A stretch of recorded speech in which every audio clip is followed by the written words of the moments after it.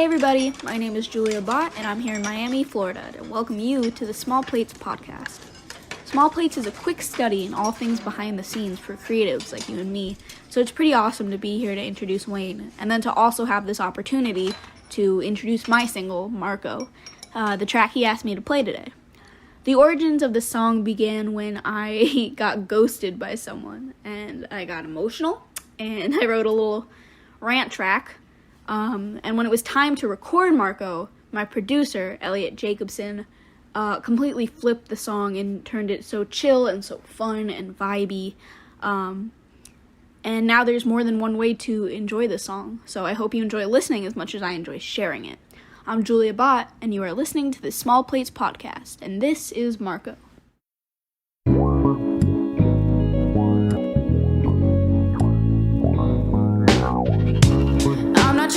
To give up your paycheck. No, I won't try to monopolize all of your time. I'm just saying there are times when I can get impatient, but I think that I could help you to prioritize. I don't want to play along and cry about the morning. I'm not sure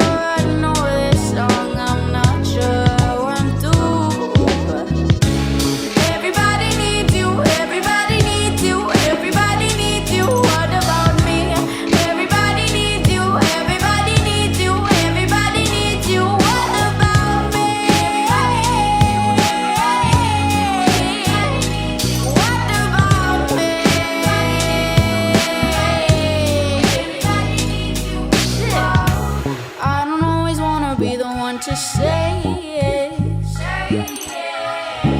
I don't always want to be the one to care.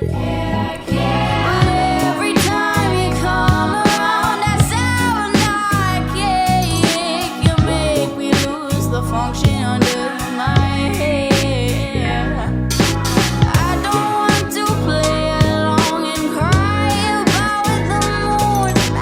I'm not sure I know this song.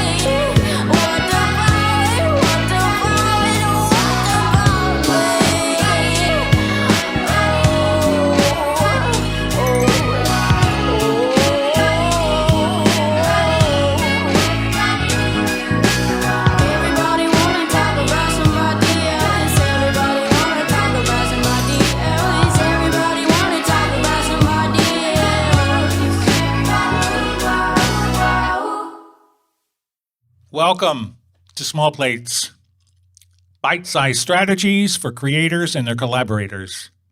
I'm Wayne Martin, and you just heard the single Marco, written and recorded by Julia Bhatt at the age of 16. Yeah, I said 16.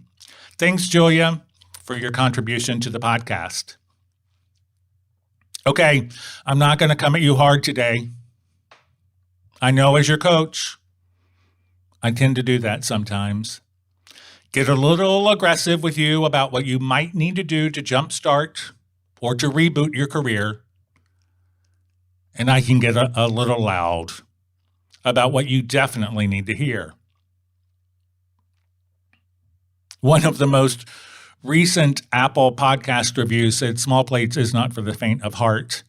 I can live with that. It's not. It's real. Pretending your career choice is easy doesn't serve you at all. When I do put you on blast, though, I'm always hoping to clear your head and inspire you to be the most successful artist that you can be. Today on podcast 108, we are talking Meet the Press. This is a Publicity 101 podcast for creators. So as I said, I'm not coming at you at all. We're going to talk about them, not you. We're going to talk about the process, not you. Some creators have wild visions of what publicity is and how it functions in the business of entertainment. And because publicity for creators in particular is so mysterious, I'm going to help you get your mind right about what it really is today and how it really works. I learned early on in my career that the functions of entertainment PR, and when I say PR, public relations, publicity, all of those terms are interchangeable. All the functions of PR are wildly misunderstood by not just recording artists, but by the majority of people who run entertainment businesses. The majority. One of my first music label jobs was to work in media and artist development at CBS Records in Nashville, a department that oversaw publicity for country recording artists like Dolly Parton and George Jones and Tammy Wynette. And I actually had an industry executive tell me at the time that my job overseeing music PR was nothing more than developing a relationship with journalists and with editors and producers, and then making a phone call to tell them what I wanted them to write about or to put on television. He couldn't have been more wrong. And yet, he was many steps up the corporate ladder from me. Music publicity in general has historically been assigned the lowest rung on the artist development ladder. On the career development ladder, because there has never been an adequate system to measure how awareness or how a story, how a television or radio interview, or how a major newspaper article translates to success. Advertising metrics, radio play, tour routing, those have traditionally been given solid lines to be drawn between data and sales figures or data and streaming numbers. Fairly easy to analyze if you know what you're doing. But publicity was always and is still the concept of drawing a dotted line between awareness and success. Marketing research has always supported the idea that watching an interview or reading an article, well, it doesn't necessarily cause consumer action. Does it make someone buy a concert ticket or go follow an artist on Spotify or go look for more information online? I mean, the number of actions you can be encouraged to do, it's endless. It's also misleading. And in the boardrooms I have been privileged to sit in throughout my career, no music executive would ever tell a publicist at the front of a magazine or a newspaper lifestyle section or an interview on a major television network ever sold a ticket or a download or a Blu-ray. For a lot of people with power in the music industry, a PR campaign is still viewed as sprinkles or as icing, and not as cake. But yet musicians, independent and signed alike, They generally have a perception that PR validates their work, that good press separates the amateurs from the professionals, that press does present a solid line between awareness and some kind of call to action that is executed by citizens, by consumers. Wow, look at the disconnect between the people who oversee publicity in a lot of cases, or they oversee artist development in a grander scheme of things, and the artists who typically crave great PR. No one is looking at it the same way. As a former publicist myself, I have yet a different viewpoint, one of someone who has done the work. And especially now, decades later, I can honestly say that I think the misnomers about publicity are even more inaccurate and certainly more unhealthy than they've ever been in the recorded music business. An artist's assured team members, ASSURED, assured team members, those are the ongoing partners, the symbiotic relationships, the correlative relationships with people who are always within reach to give you an assist or to give you feedback. Your manager, your agent, your A&R as your publisher. Those folks who remain engaged, whether you are on cycle or off cycle. But your publicist is most often, not always, most often of a different group. And they are one of your intermittent team members, as needed involvement. Like your favorite photographer or your tour manager, your publicist, your producer. These professionals come in and out of your working life depending on your workflow and their availability. If you're not a musician, can you take a minute to identify who your assured team members are and who your intermittent team members are? Or better yet, can you think about, as you become more successful, who those people might be in the future? During my time as a professor at New York University, I often lectured on publicity. As part of marketing artists, marketing songs, and marketing recordings. And one very big distinction I made is something I think is important to tell you today. And that is that there is a monumental difference between marketing music and marketing celebrity.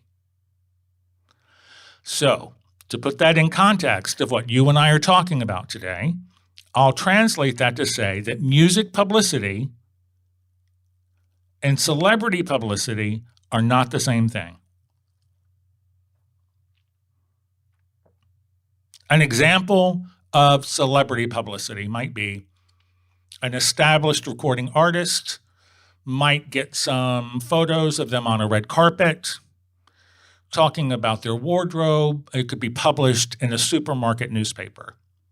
That's not about music. Even though that person may be a musician, that happened because they are a celebrity that people are interested in. Another example is when you read about how a pop star slims down for a tour and you get recipes for avocado toast and buckwheat something or other. Again, this is not about their music. This is lifestyle coverage about them because they're recognizable. So, if you are not recognizable, does anyone care about what you wear for the most part? Or are they particularly interested in what your favorite chili recipe is? Maybe if you have some level of local or regional fame.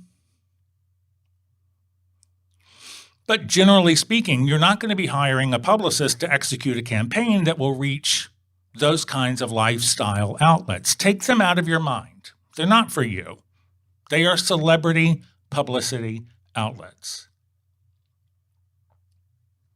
Music publicity, on the other hand, is less about the robust details of your life, but more about your inspirations, your work, your alignments with others, and how you are relevant in the music landscape. And it's in this context that you will have to find your hook, your angle, and you're going to have to wear it like a comfortable sweater. What is a hook? What is an angle? Well, what is the thing that people who write about music will find so compelling about you as a band or a musician that they will want to write about you and tell others? Today's first strategy for Meet the Press is to ask yourself a question and then to really live with that question before you answer it. The question is, what is it that makes you newsworthy? Take 5 seconds right now to see if something comes to mind immediately.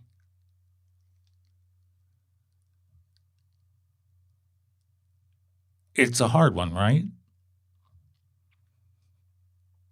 Because if the only thing that you can come up with is, I rock hard, then you're not newsworthy. Lots of artists rock hard.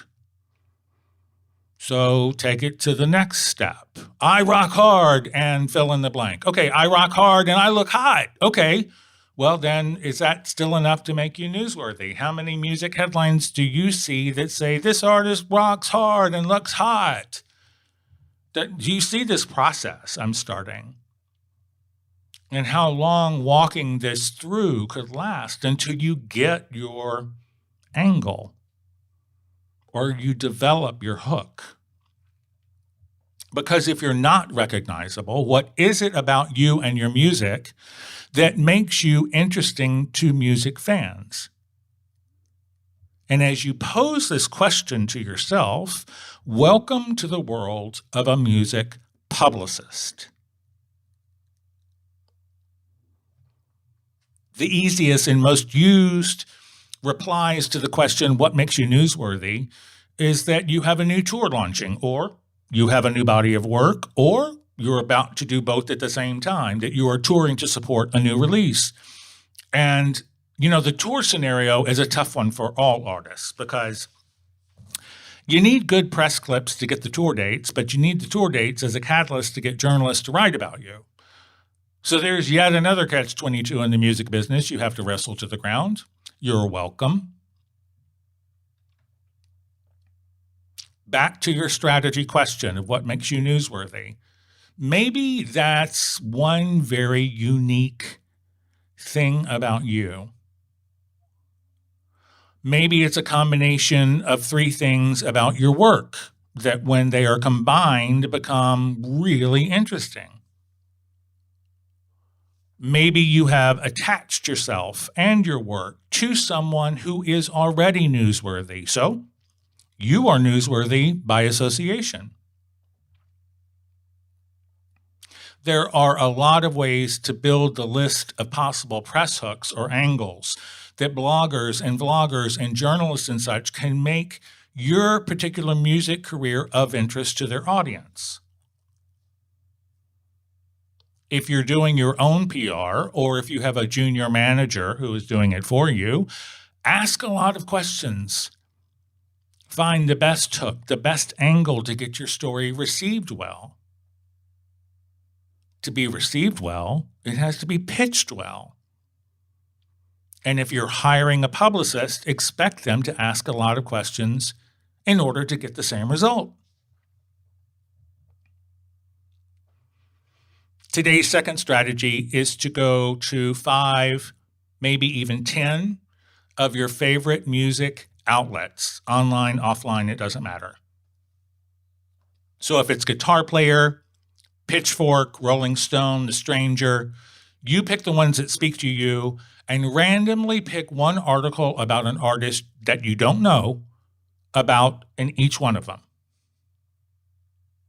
Read the article once for information, but then go back and read it again to identify what you think it was that compelled this magazine or this writer to write about this developing musician instead of another one. There are thousands of new artists that are deserving of coverage at any given point in time. So what hook worked here? And how is it used to create the kind of press that you want for yourself? Was there an innuendo, a clickbait headline?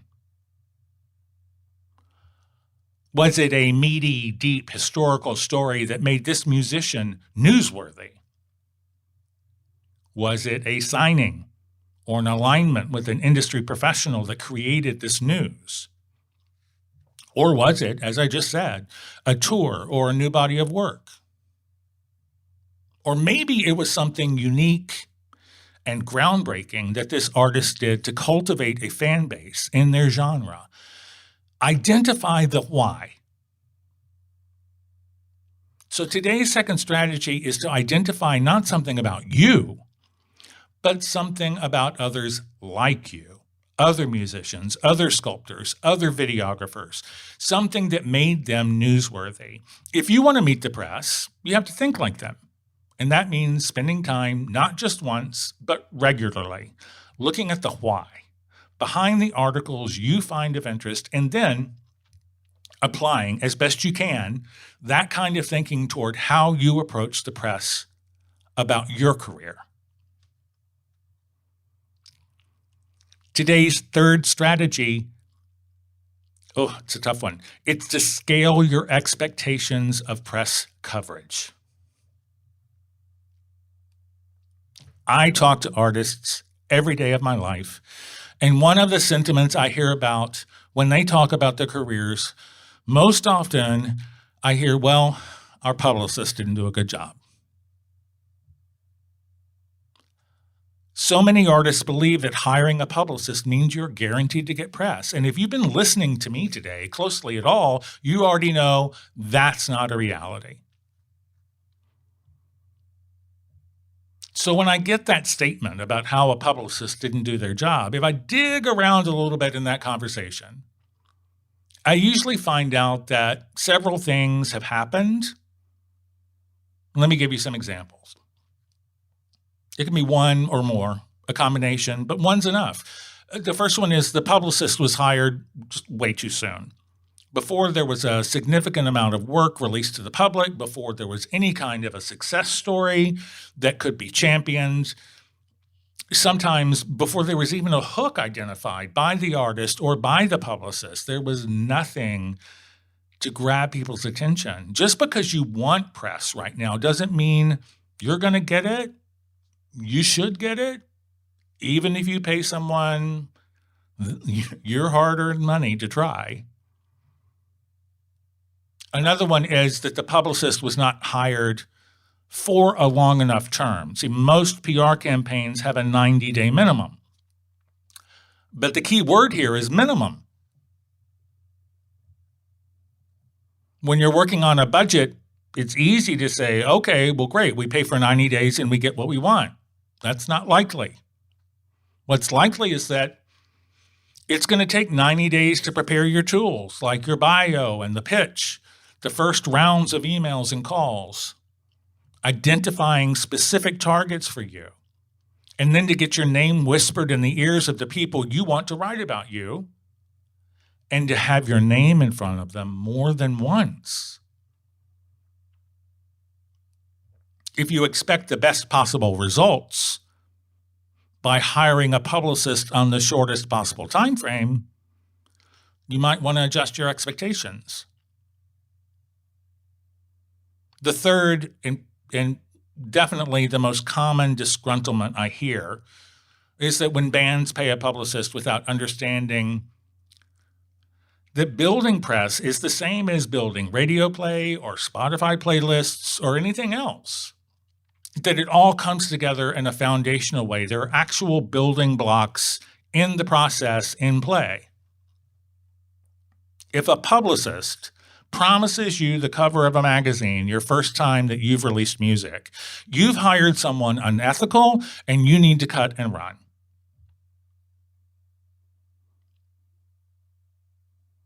Most disappointed artists say, well, yeah, we got coverage, but not anywhere that matters.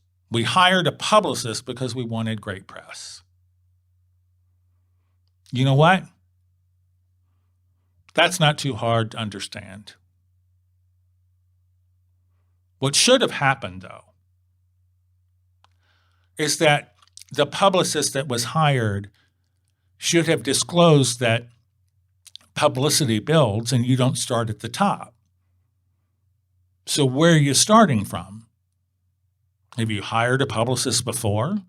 Do you have a press portfolio, or is this the first time your name will ever be spoken? You're not going to get a review in a Condé Nast publication because you hired a publicist. You're going to get a review in a Condé Nast publication once you have run enough press campaigns that you have built from low-level coverage to mid-level coverage and then ultimately to major press outlets. If you expect a magazine cover to announce your first EP or your first film, your lack of understanding about publicity as a machine has allowed you to have some unrealistic expectations. And so no wonder so many reflect with, wow, our publicists, they didn't do their job. And then the last thing I'll say about living with reasonable expectations is that if you don't do what your publicist asks you to do, but you expect them to do their job anyway, it does fall back on you. I get pushback sometimes from clients who say, yeah, you know what, we've done 2 photo shoots this year. I'm not doing a new photo shoot for the publicist. Well, they didn't ask for it because they don't need it. So if you hire a pro and you don't work with them, you can blame them all you want. But if you have some self-awareness, you'll understand that everybody had a part in it. Your expectations are related to your involvement to some degree, are they not? So let's recap today's 3 strategies quickly. Really ask yourself, and study what you think it is that makes you newsworthy.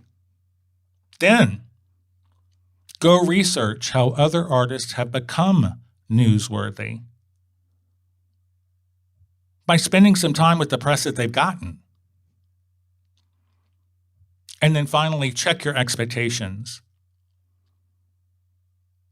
Check your expectations that you don't want to go from playing junior varsity football to the Super Bowl in 90 days. In other words, your low-level press building to your magazine cover is a very long process, and it requires some real dedication from a publicity professional. I think publicists, they get a bad rap way too often.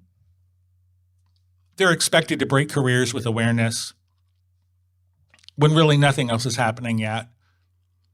But yet they aren't often credited with the solid line of responsibility for having been a catalyst for artist career growth after the fact. And they have a very difficult job reaching and pitching a dwindling number of credible music journalists worldwide. Publicists have to anticipate every possible outcome with every decision they make, and they have to be super patient with artists who don't understand their job. And artists who don't really care if they understand what their publicist's job is. So as a creator, I hope you will take today's inspiration and apply it toward making the right kinds of choices about your own publicity path. And that you'll be kind, even when the results aren't what you wanted. It doesn't mean that the effort wasn't worthy of the money you spent. As we wrap up today, my resource recommendation is a book I've shared with a couple of clients recently. It's a limited release, self-published, I believe, and the author is named Robin Crow, and his book is entitled, or her book, Making It. Now, this is a small plates approach for sure. If you want something easy to digest that won't take a big time commitment, please use the Google and see if you can pick up a copy of this somewhere. It was published in 2014 out of Nashville, Tennessee, and every word is true. Making It by Robin Crow. I hope you will look for it. Thank you for your kind attention today. You know the drill. Like, comment, and share if this helped you, because it will help others like you. And if you'd like to send us feedback or ideas for some topics, you can shoot us an email. It's smallplatesuggestionbox@gmail.com. You've been listening to Small Plates, bite-sized career strategies for musicians, other creators, and their collaborators, hosted by music manager and veteran career strategist, R. Wayne Martin. Small Plates is a monthly subscription podcast produced by M3 New York City. Click subscribe to receive new Small Plates insights and strategies on the first Friday of each month, only on Apple Podcasts. Thanks for listening.